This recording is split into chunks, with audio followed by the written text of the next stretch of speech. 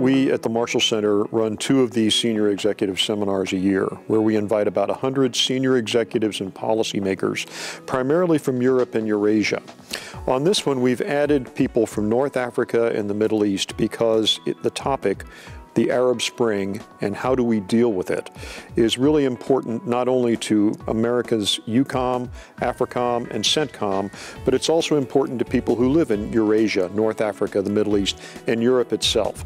And they're all very interested in this topic. They're sending very senior people. We have some academics, but we also have people quite responsible for making policy. They may be in their own background and past, haven't had to face the challenges that they're facing today, which are the challenges of organizing good governance in a post-revolutionary period. But other people have faced these challenges.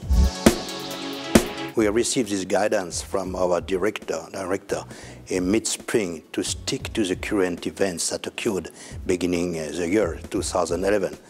And I think it's important to focus on this and to take the best lessons learned. We Americans have to look very far back in our history to talk about our own revolution, but I think there are people in this region who have firsthand experience not only of the uprisings and what that meant, but the challenges that come afterwards. We said we have to trigger the discussion, how to trigger the debate. And we trigger the debate when focusing on panels. Panels better than on lecturers, because panels with 2 or 3 participants will trigger the debate, trigger the discussion, present the opinions. Firstly, we haven't seen the revolution unfolding. And secondly, we don't actually know where this revolution is leading to, where it's going to take the security and stability in this part of the world to. The other piece that I think is important is the Marshall Center is uniquely positioned to support our 3 combatant commanders, EUCOM, AFRICOM, and CENTCOM.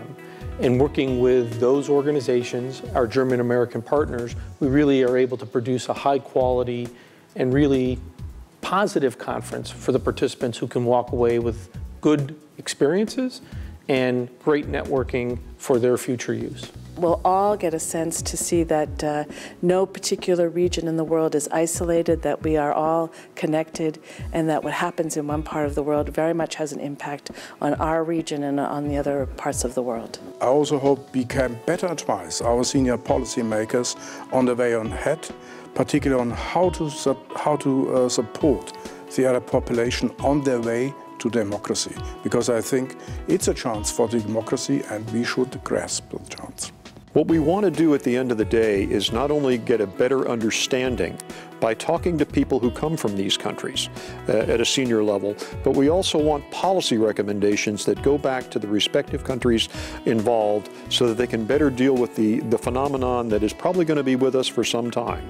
And this is a way that we can make a contribution to the policy world in how do you deal with something that we've never really experienced before.